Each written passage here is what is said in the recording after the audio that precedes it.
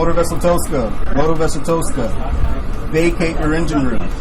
Vacate your engine room. We're prepared to subject you to disabling fire.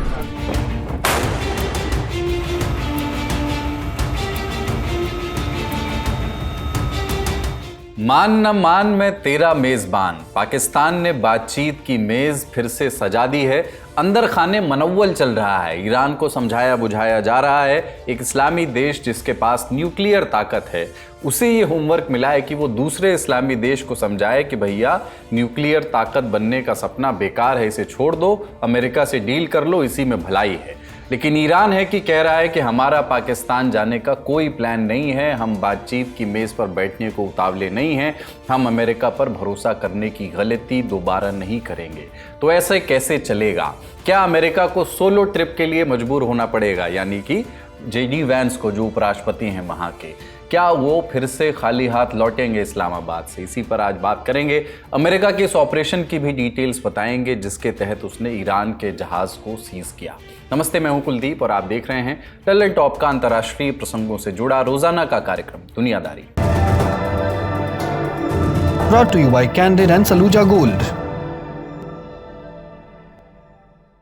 Candid dusting powder, 4 skin problems का एक expert solution. Candid dusting powder, हटा खुजली, लगा candid. पहले ही समझते हैं कि 19 अप्रैल को अरब सागर में हुआ क्या था और अमेरिका ने इस ऑपरेशन को अंजाम कैसे दिया। 19 अप्रैल को MV तुस्का नाम का एक ईरानी मालवाहक जहाज कार्गो वेसल ईरान के बंदर अब्बास पोर्ट की तरफ तेजी से बढ़ रहा था। इस जहाज की लंबाई करीब 900 फीट थी और ये करीब 5000 शिपिंग कंटेनर ले जाने की क्षमता रखता है। ट्रैकिंग डेटा के मुताबिक ये जहाज ओमान की खाड़ी में पहुंच चुका था, हॉर्मुज स्ट्रेट से करीब 550 किलोमीटर पूरब में। रिपोर्ट्स की माने तो जहाज का प्लान था अमेरिकी नौसेना को चकमा दे करके ईरान पहुंच जाए, लेकिन 13 अप्रैल से ही हॉर्मुज और ओमान की खाड़ी में अमेरिका का नेवल ब्लॉकेट चल रहा है। अमेरिकी नेवी ईरान आने या वहां से निकलने वाले जहाजों को रोक रही है। इस ब्लॉकेट के तहत 19 अप्रैल को अमेरिकी नौसेना का गाइडेड मिसाइल डिस्ट्रॉयर USS स्प्रूवेंस गश्त पर था। दोपहर के वक्त रडार पर तुस्का की लोकेशन मिल गई। वो 17 नॉटिकल माइल्स प्रति घंटे की रफ्तार से ईरानी कोस्ट की ओर बढ़ रहा था। अमेरिकी नेवी के मुताबिक USS स्प्रूवेंस ने रेडियो पर तुस्का को बार बार चेतावनी दी कि वो अमेरिकी ब्लॉकेट का उल्लंघन कर रहा है और उसे तुरंत रुक जाना चाहिए, लेकिन ईरानी क्रू ने इन चेतावनियों को पूरी तरह अनसुना कर दिया। जहाज बिना दिशा बदले अपनी पूरी रफ्तार से ईरानी कोस्ट की ओर बढ़ता रहा। अमेरिका का कहना है कि जब बात से काम नहीं चला, चेतावनी से काम नहीं चला, तो रुख कड़ा अपनाना पड़ा। अमेरिकी सेंट्रल कमांड, सेंटकॉम जिसको कहते हैं, उसके मुताबिक स्प्रूवेंस से एक आखिरी रेडियो मैसेज भेजा गया। Motor Vessel Tosca. Motor Vessel Tosca. Vacate your engine room. Vacate your engine room. We're prepared to subject you to disabling fire. जैसा कि आपने वीडियो में सुना, अमेरिकी नौसेना ने वार्निंग दी, मोटर वेसल तुस्का, अपना इंजन रूम खाली कर दो, हम आप पर हमला करने वाले हैं।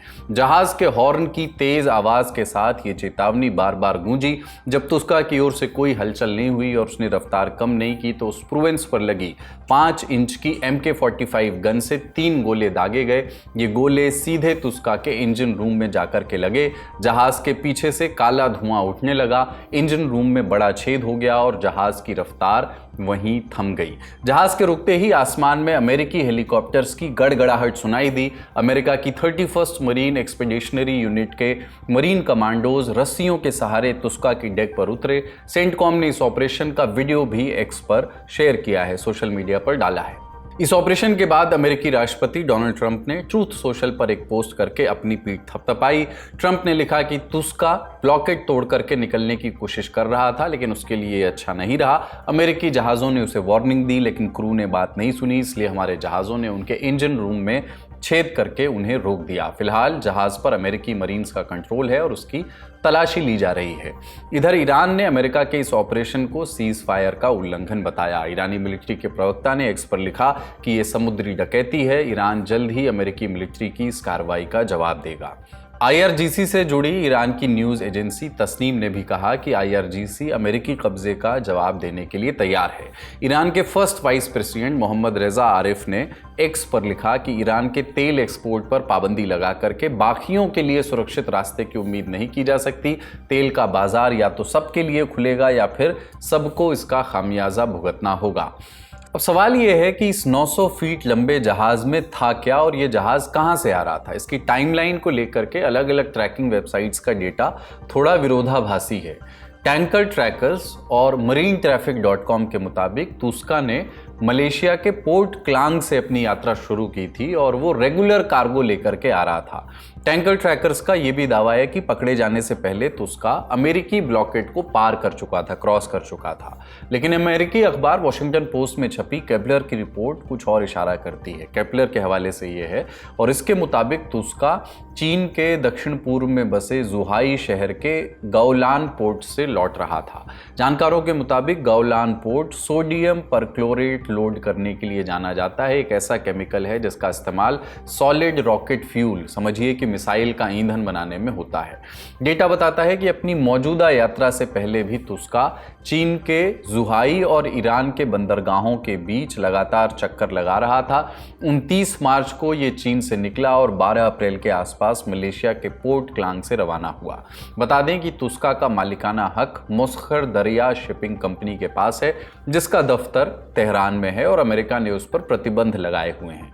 इसके अलावा अमेरिका ने 2018 में ही इस जहाज पर भी प्रतिबंध लगाए थे। अमेरिका ने जहाज पर कब्जा तो कर लिया है, लेकिन अब वो इसका करेगा क्या?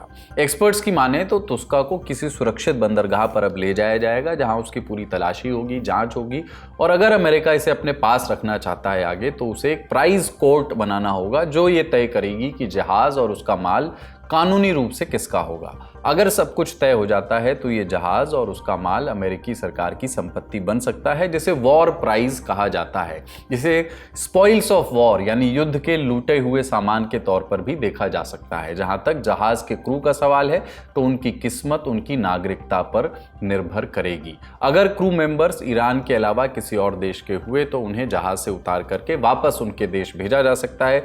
अगर क्रू ईरानी है तो उन्हें हिरासत में डिटेन किया जा सकता है, हिरासत में लिया जा सकता है। अगर उसमें IRGC के सदस्य निकले तो उन्हें प्रिजनर ऑफ वॉर यानी युद्धबंदी भी बनाया जा सकता है। और अगर तुस्का से हथियार या रॉकेट फ्यूल जैसा सैन्य सामान मिला तो पूरे क्रू को लंबी हिरासत में रखे जाने की संभावना और बढ़ जाएगी। इस ऑपरेशन की कानूनी वैधता पर भी सवाल उठ रहे हैं। ऑस्ट्रेलियन नेशनल यूनिवर्सिटी के प्रोफेसर डोनाल्ड रॉथवेल ने अल जजीरा से बातचीत में कहा कि अमेरिका ने यह कार्रवाई ओमान की खाड़ी में की है, जो हॉर्मुज स्ट्रेट के बाहर है। प्रोफेसर रॉथवेल के मुताबिक लोकेशन सबसे अहम है। क्या ये जहाज ईरान की समुद्री सीमा के अंदर था? अमेरिका शायद इसे ब्लॉकेड का हिस्सा बताने के बजाय प्रतिबंधों को लागू करने का नाम दे और इसे सही ठहराने की कोशिश करे। रॉथवेल का मानना है कि अमेरिका इस कानूनी चालाकी का इस्तेमाल इसलिए कर सकता है ताकि वो ये साबित कर सके कि उसने सीजफायर नहीं तोड़ा, बल्कि वो सिर्फ अमेरिकी कानून को लागू कर रहा था।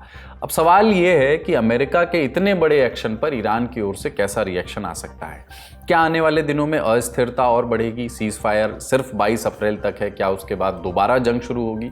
सारा दारोमदार है अमेरिका ईरान के बीच दूसरे राउंड की बातचीत पर। और फिलहाल तो सवाल यह है कि नेगोशिएशंस, ये बातचीत होंगी भी या नहीं। ईरानी जहाज पर अमेरिकी हमले के बाद सवाल उठ रहा है कि क्या ईरान इस नेगोशिएशन में हिस्सा लेगा।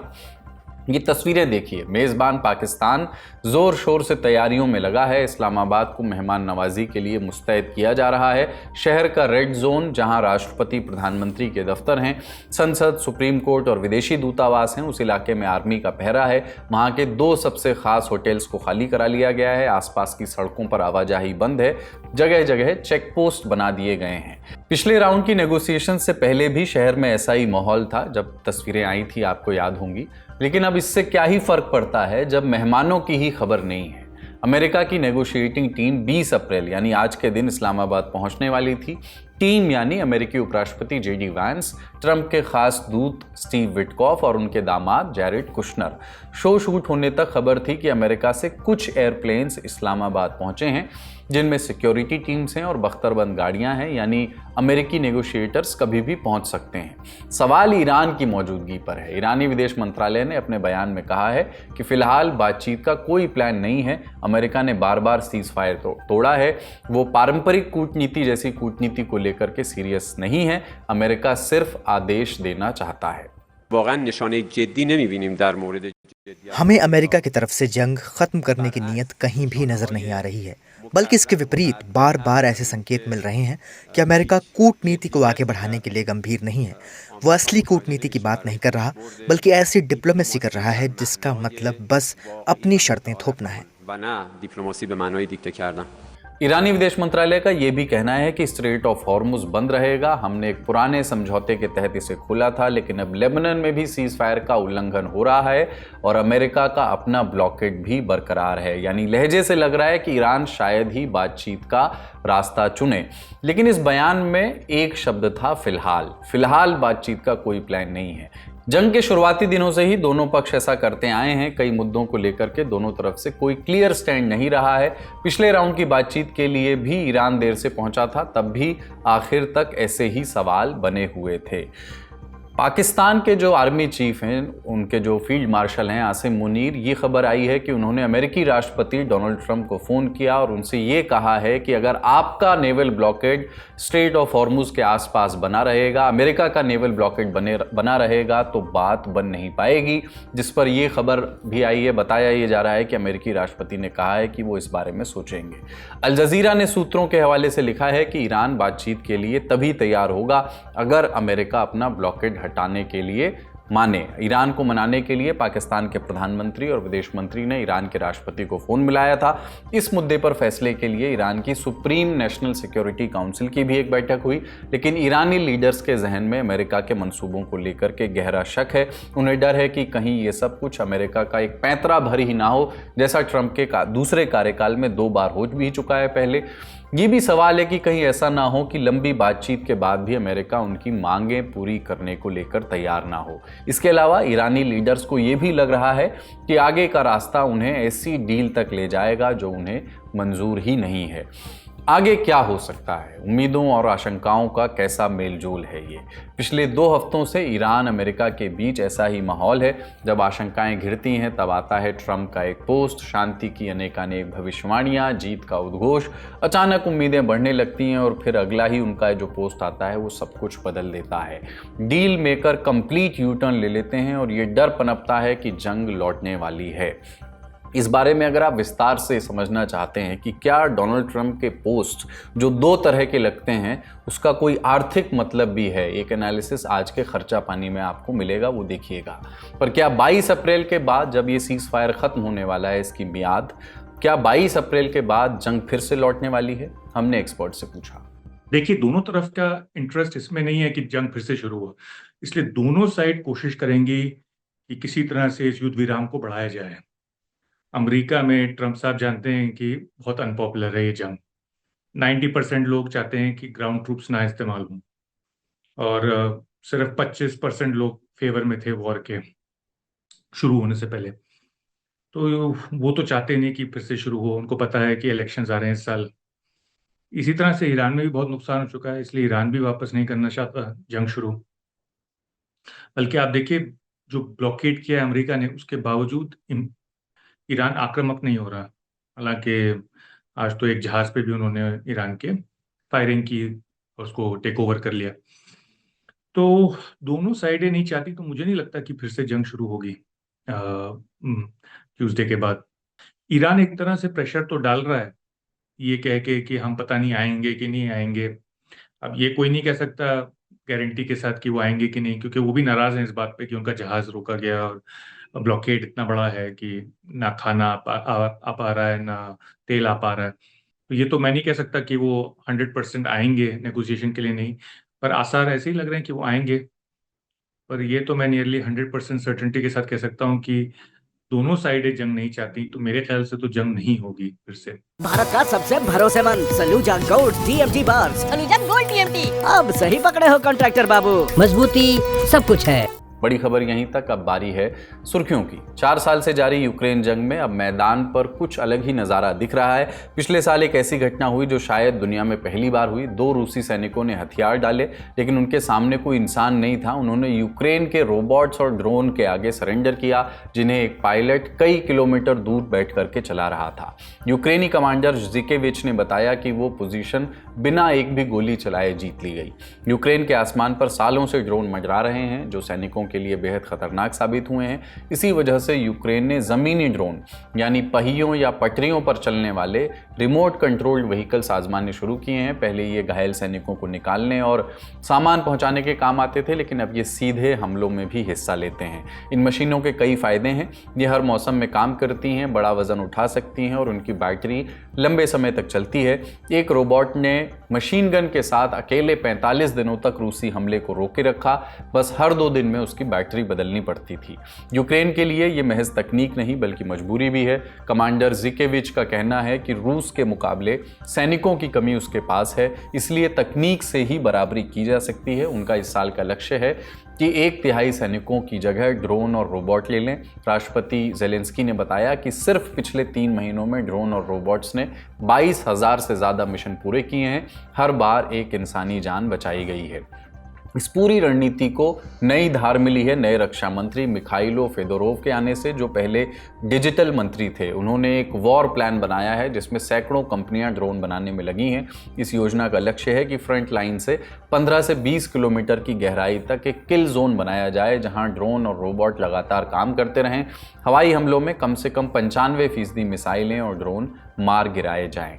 अब यूक्रेन का अगला बड़ा कदम AI है। यूक्रेन युद्ध के रियल टाइम डेटा से अपने सिस्टम को और स्मार्ट बना रहा है, लेकिन ज़िकेविच सावधान हैं। उनका मानना है कि हमले का आखिरी फैसला हमेशा इंसान के हाथ में होना चाहिए, क्योंकि मशीन दोस्त और दुश्मन में फ़र्क नहीं कर सकती। उनका नज़रिया एकदम साफ है, रोबोट का खून नहीं बहता, इंसानी जान अनमोल है, इसलिए उन्हें मैदान में उतारना ज़रूरी है और इसे बड़े पैमाने पर जल्द से जल्द करना होगा।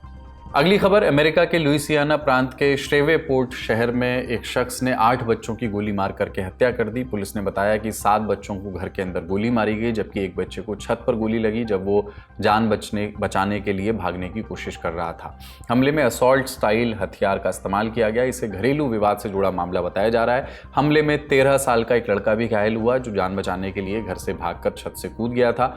श्रेवेपोर्ट पुलिस ने बताया कि मारे गए बच्चों में 3 लड़के और 5 लड़कियां थी, जिनकी उम्र 3 से 11 साल के बीच थी। हमले में 2 महिलाएं भी घायल हुई हैं, जिनमें से एक आरोपी की पत्नी है। उसकी हालत गंभीर बताई जा रही है। आरोपी ने सबसे पहले अपनी पत्नी को गोली मारी, इसके बाद वो दूसरे घर गया जहां उसने 8 बच्चों और एक अन्य महिला को गोली मारी।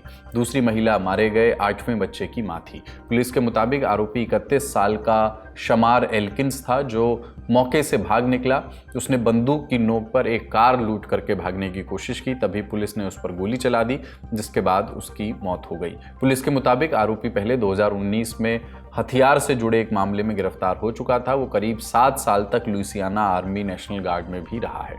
आज का दुनियादारी यहीं तक। अपना और अपनों का ख्याल रखिए। लल्लत टॉप देखते रहिए। शुक्रिया।